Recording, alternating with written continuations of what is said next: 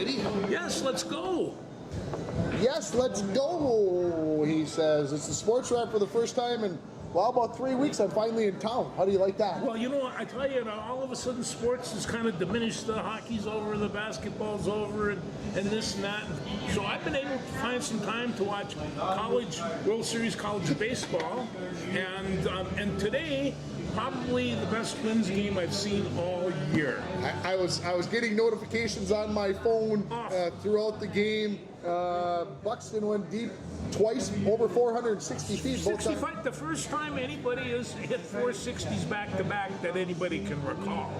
That's a long ways out in the woods. It's a long ways out in the woods, and probably best of all, Joe Ryan, a complete game shutout. When's the last time the Twins got a shutout, a complete game? It was Joe Ryan's first, and he did it with 9 Ks, and you know. First time since 2018 that a shutout, a complete game shutout for the Twins. I tell you, his fastball or slider or whatever the heck you call it, you know, people are going to hurt themselves trying to hit that. I was listening to the end of the game.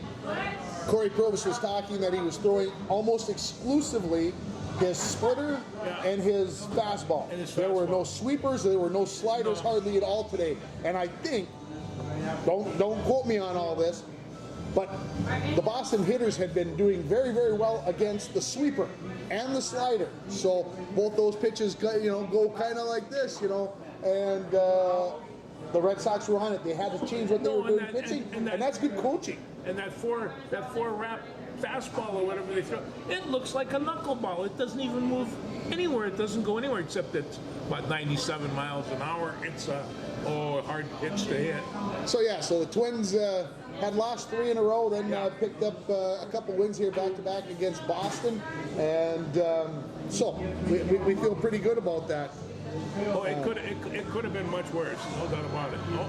Oh, I'm just going to swipe this, and I'm going to text them and say, call me in a half an hour or so.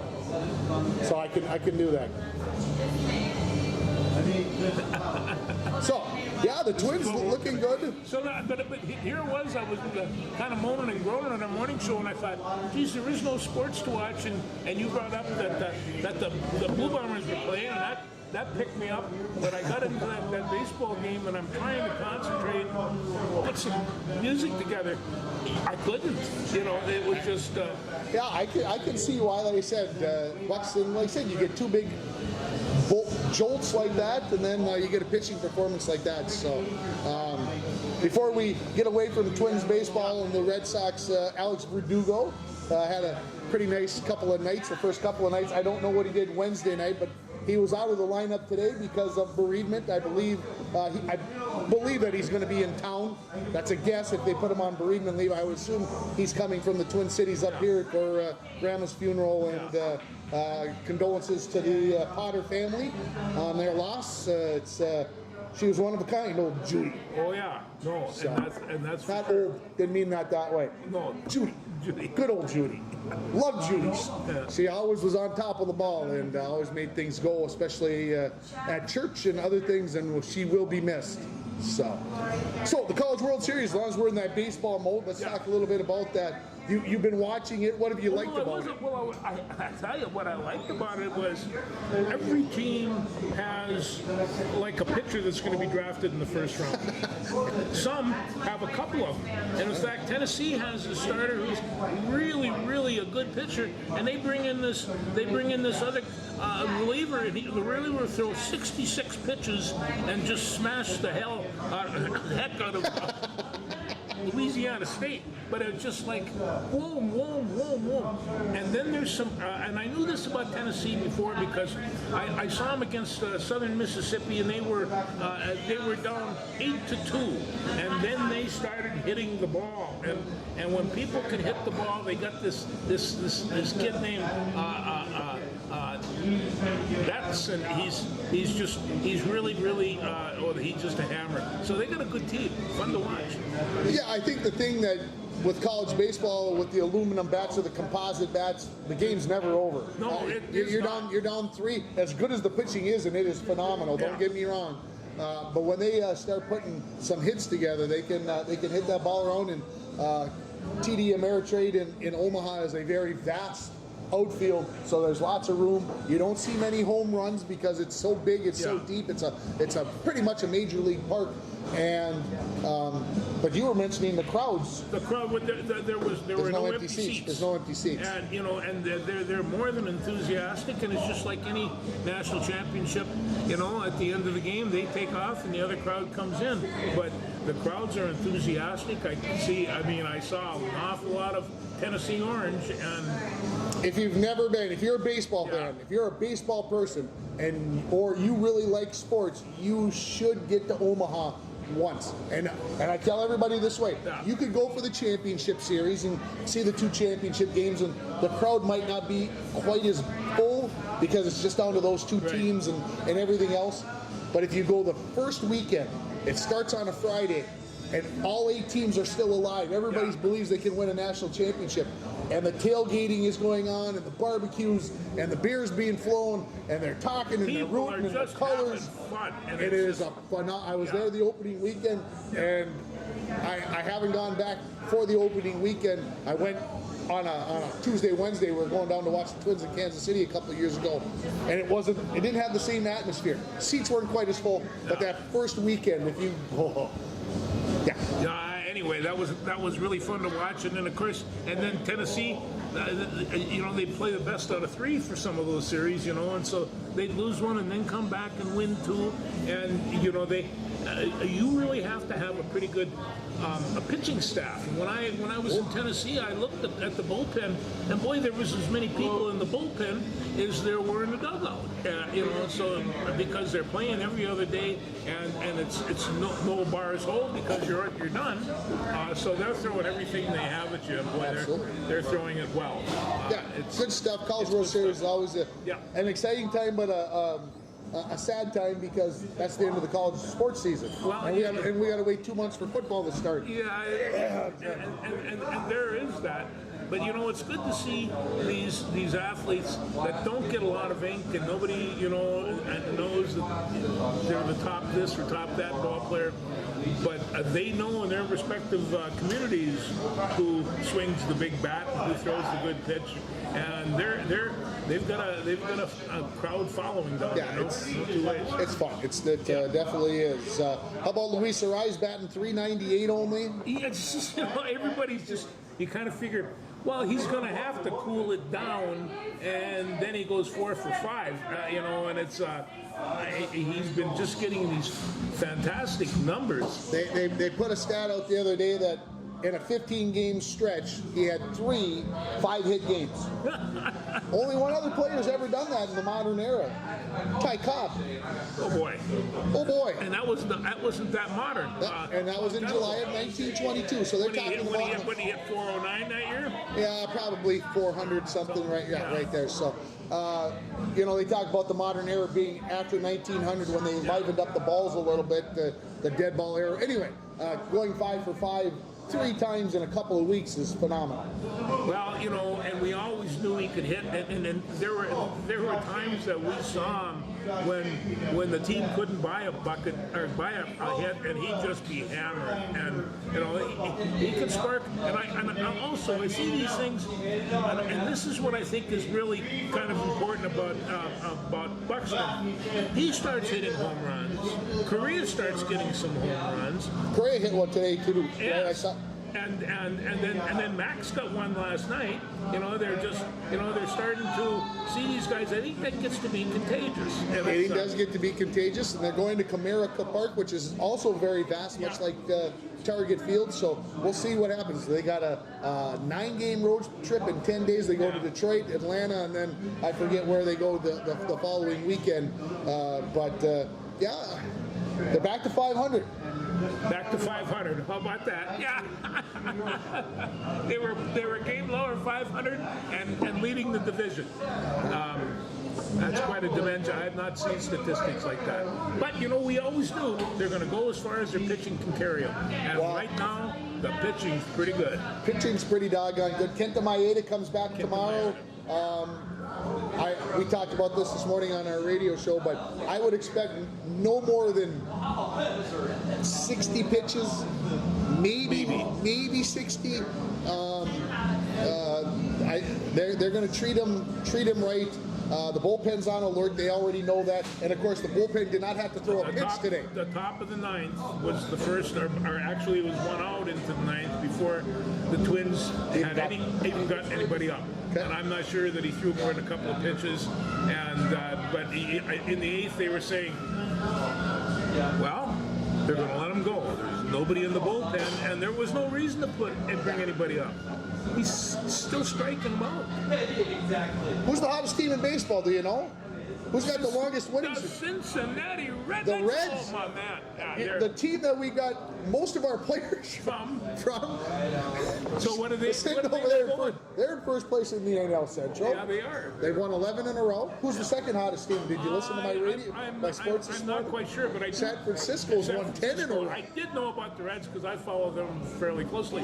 But and I got a cousin that really loves the St. Louis Cardinals. Not that I ever rub it in. Right. Unless I get a chance. So, anyway, baseball's heating up. The weather's getting warm. The ball's going to start flying more.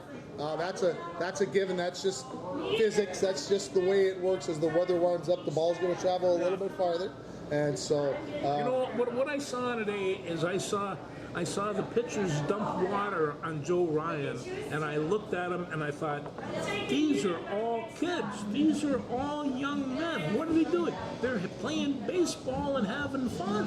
Well, and Kyle Farmer said that on the little clip that I played this morning. He got the game-winning hit, the walk-off hit on Wednesday night, and he said, we're playing a game here, folks. Let's try to... Of course, he's 35 years old. You know, he's a little bit older than some of these guys. I don't care. He's the toughest one on that team. He's pretty doggone tough. And... you know, you come out and say you're playing a game. Just relax and go play. Go play. Yeah. Ordinarily, you'd bust your gut and spend a lot of money and play that game. They get paid for it. Wyatt Ulrich doing okay, batting about 280. Last night went 1 for 5 in the game against the Milwaukee Milkmen. In the Milkmen. Isn't that good? They're a good team. So they got another game in Milwaukee, and then they head home where they take on Lincoln again, I think. So actually going to be heading down to watch Wyatt here, not this coming weekend, not the following weekend, but the weekend after that. So. Yeah, that's and thank you for inviting me. Of course, that's right smack dab in the middle of my wife's birthday. So those darn birthdays, they kind of get in the way. So. Well, I not to mention wives, but that's awesome. Wives. Yeah. Jeez. So anyway. Like I said, he's hanging right in at about 280, and so hey, if you hit that in the profession, that's good. No, his dad's been sending me pictures on Facebook, and I'm looking, I'm watching, and you know, the message I send to him, I have this picture of you scattering hits all over the field, and I watched him do that for 2 or 3 years, and it's just like he did it better than anybody else I saw him playing against until he probably got to some of the upper levels, but I know he can hit, and I know he can run. He's a good defensive ball player. He can play the game for as long as he wants to play it, but I want to see him scatter those hits. That's as much fun as baseball gets to me. Yeah, when you push it around and hit them where they aim. Hit them where they aim. You mentioned the Winnipeg Blue Bombers. I'd love to talk about the Blue Bombers a little bit. They're 2-0. They are. And looking to keep things going along, and they play 2-0. Holy smackers! Why am I not remembering all of a sudden? BC, I think, aren't they? It's BC. You're right.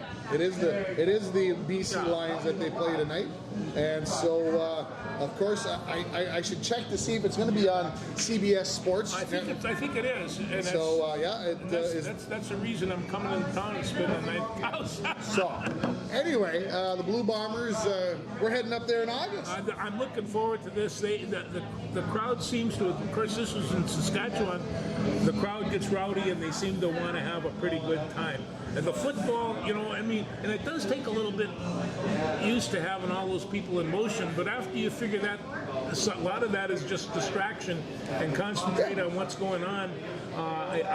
I love the way they play the field. It's a wide open game with still pretty good solid running. I love the fact that they had split the field for 100 years into thirds, evenly thirds, and now they went like the NFL and put the hash marks in the middle. So now you got to defend the whole field, and really has helped the game. Not that it was bad before, I still like it. No, but when the NFL did it, it changed the game a lot, and it was able to, you had all these great runners that had to go between tackles, and it's now they don't have to do that. Yep.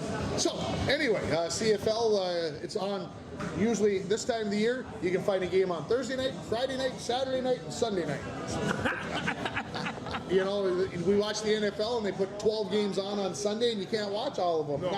Not that I want them to spread them out like that, but the CFL does a pretty good job of getting their fans and letting them watch. Well, that's why we all like it when they play in London for the first game, so they start. So that you can watch 4 games in a row. You can get all those games in. Yeah. So anyway, again, CBS, you can't get the CFL on ESPN this year like you used to be able to. You got to go to CBS Sports Network or to CFL Plus. Go to CFL.ca and find CFL If you Plus. like football, watch it for a little bit. You're going to see how good, at least this Blue Bomber team is. They're big, they're strong, and they're fast.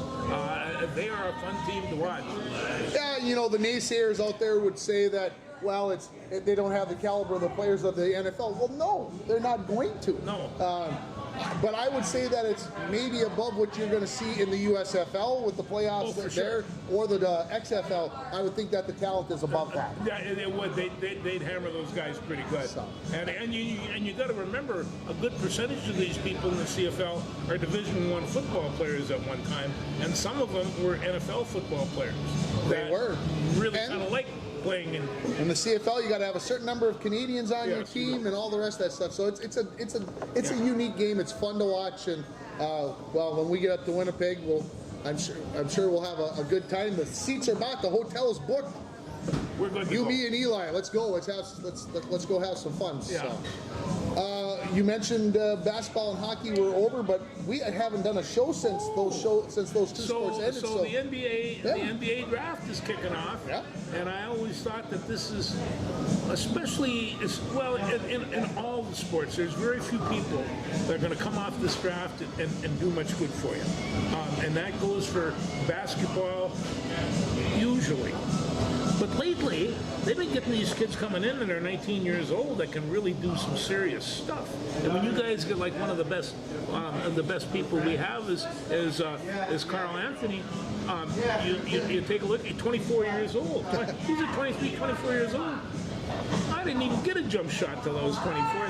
These guys can really play ball, and it's So who's to say?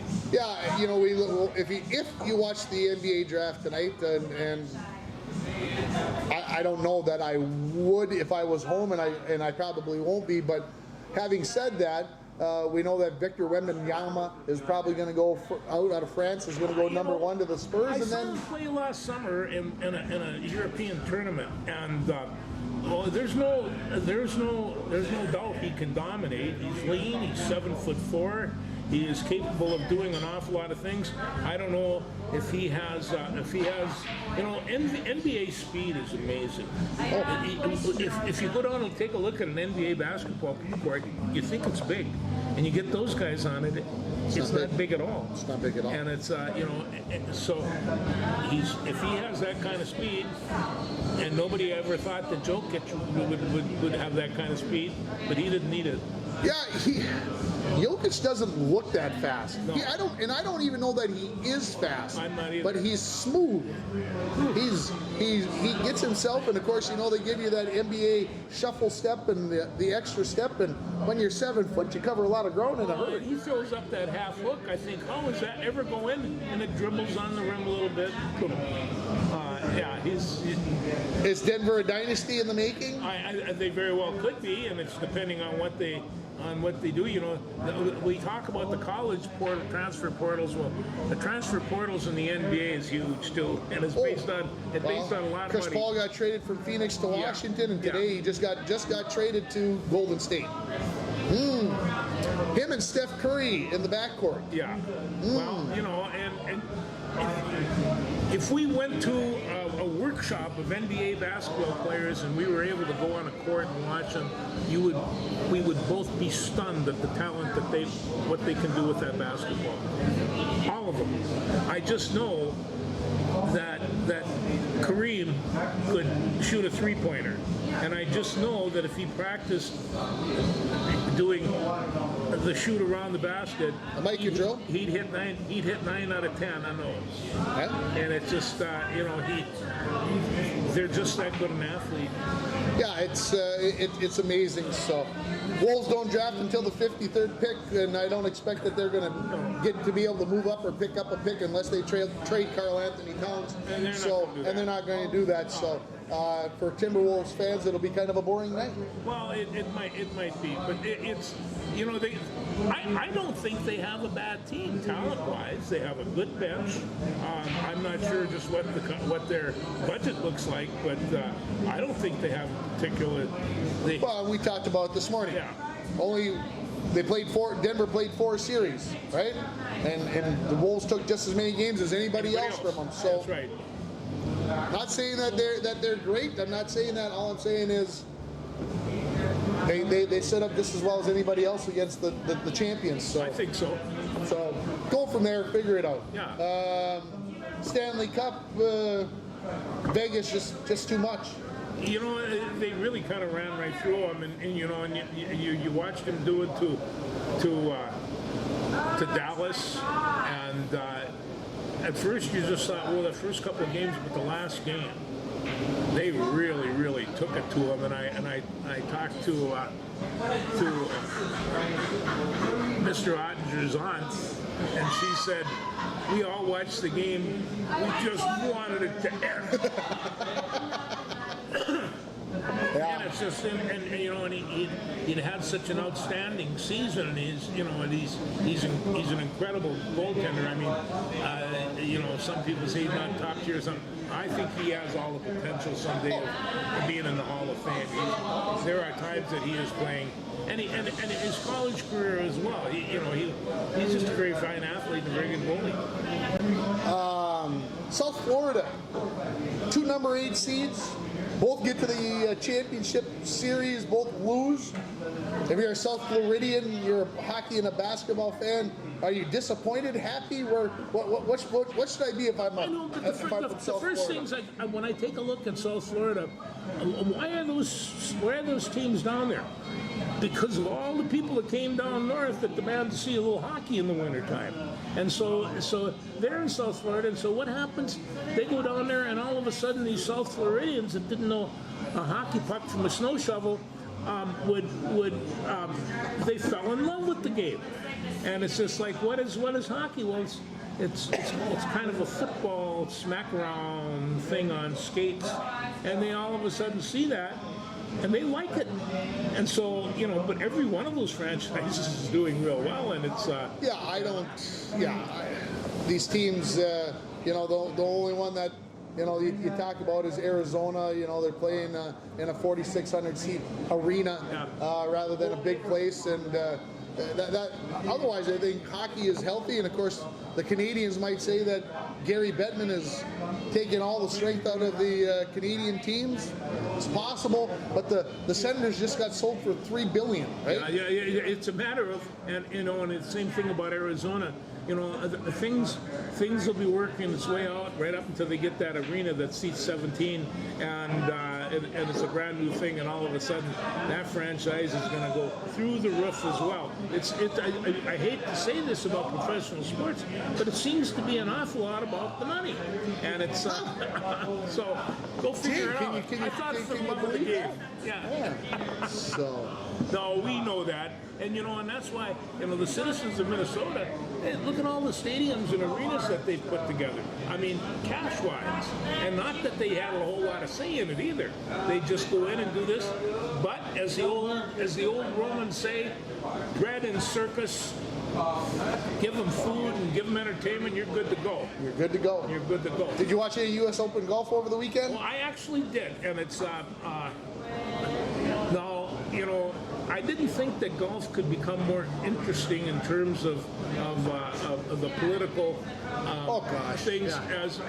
But and it's like anything else. I mean, don't get me wrong. I have no political say in this one way or another. But it seems like when you get governments involved in this, that's not going to straighten the situation out.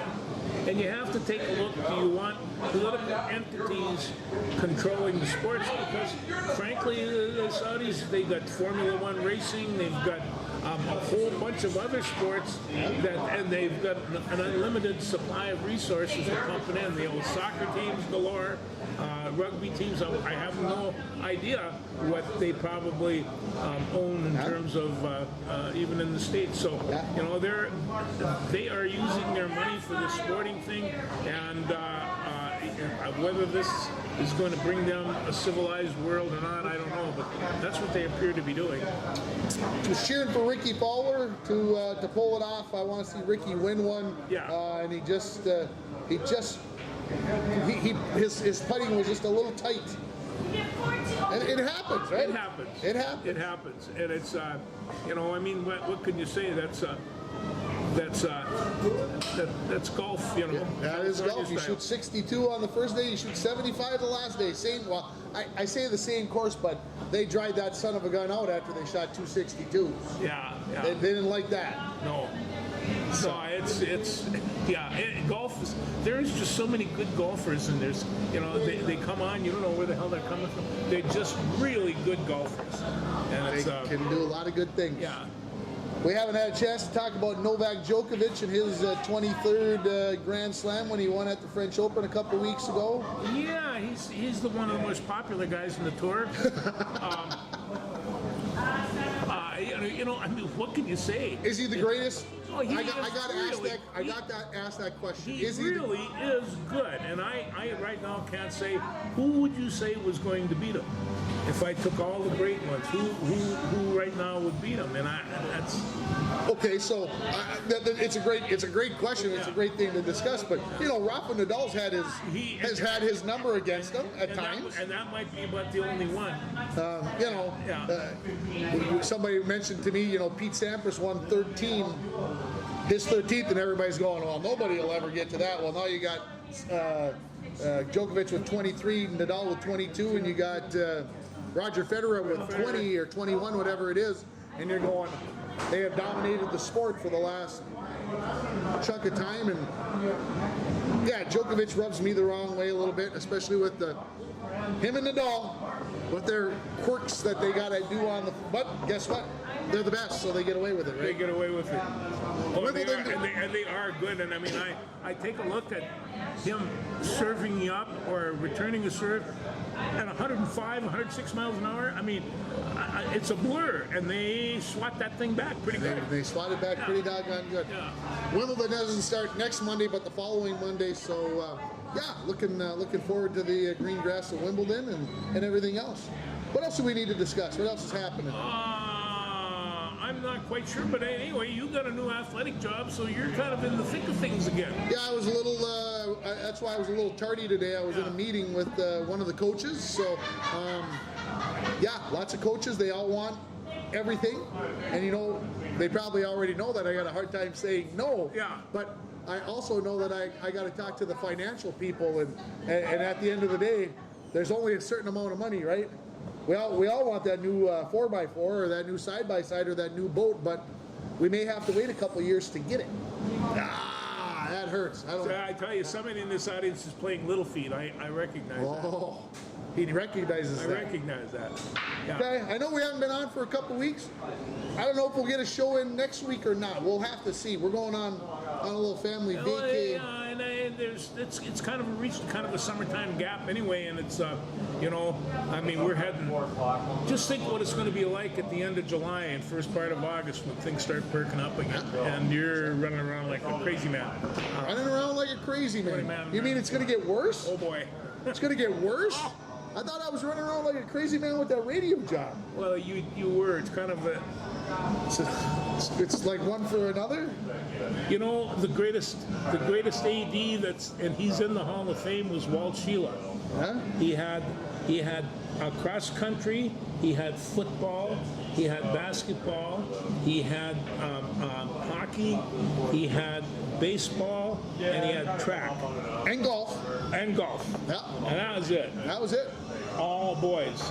All boys sports. All boys sports. I'll multiply that by 2, Yeah. and then all the activities, right? Yeah, the, it's the knowledge just- bowls, the speeches, and everything else. Oh yeah. No, It's I got a good help. I got Jen Erickson. She's my assistant. Well, I got that's- one of the best. yeah, you do. So yeah, you do. and everybody seems to work together, and everybody's willing to seem to help out thus far. So Everybody wants you to succeed. Big time. I haven't made any enemies yet, but I've only been on the job for five partial days. So how can you can't screw up too much in that time frame? No. We'll see what happens. We'll talk to everybody soon. If we don't see you before the 4th of July, have a great Have USA a great birthday. weekend and safe.